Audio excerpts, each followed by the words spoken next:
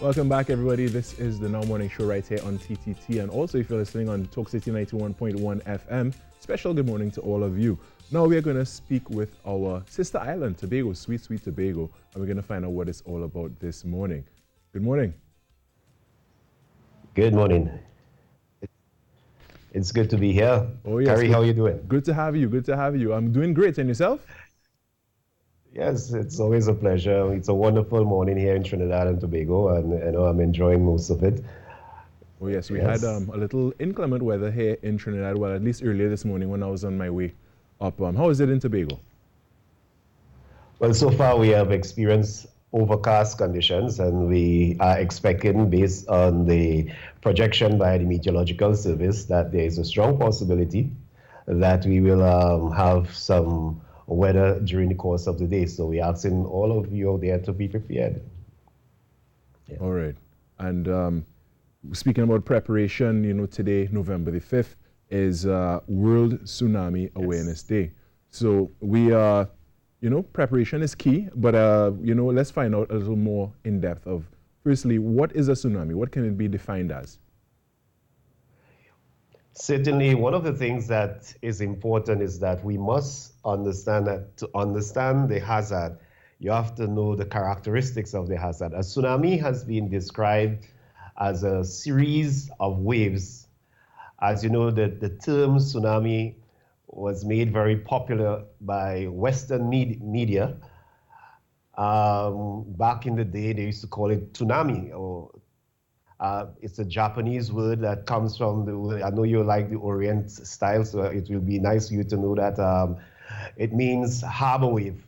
A tsunami is a displacement of water which can be caused by a number of different things, such as earthquakes of a very huge magnitude, and the movement of tectonic plates can cause these movements.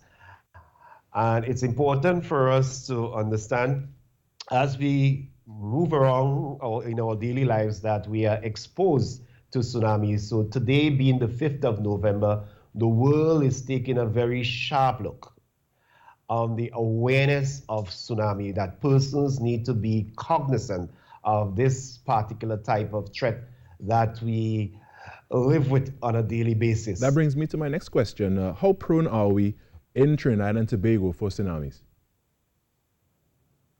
While the occurrence is far apart, in other words, it has been said over the years, since around 1755, that the region have been exposed to these types of events.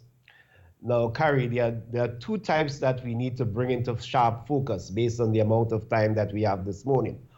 One is that local tsunami event that may come about as a result of an earthquake erupting at a magnitude that can generate a tsunami. Now, we are talking about tectonic plate movements. Right. And the other is that type that we consider to be a tele-event, an occurrence in the distance. Now, in Brisbane and other places around the world, we have seen that these events, for example, Sumatra in 2004, which was a very distant event, but recorded history have shown that tsunamis occurrence in distant places have traveled across to the Caribbean and have caused impact. Now, I spoke about the irregularities of these events. So you may have a potential destructive event, 1 or 2 in every 100 years. Wow. So when you look at the vulnerability of Trinidad and Tobago, yes, we can be impacted, and therefore we have to be aware of this and do the necessaries. Would you say that Tobago is more at risk than Trinidad? I don't think we are more at risk. What is happening is that we are both islands and in the Caribbean Sea. When you look at the islands as it relates to from Saba right down to Grenada, they are all volcanic islands. And there is that strong possibility based on these tectonic plate movements that we can experience an event. The magnitude of those events, however, and the behavior of the Caribbean and North American plate makes it a little difficult for the regularities of the events to bring about the type of destructive event. Now, in terms of our exposure, based on our geography, there are some areas in Tobago that are very much low-lying. For example, the southwest end of the island is very much low-lying.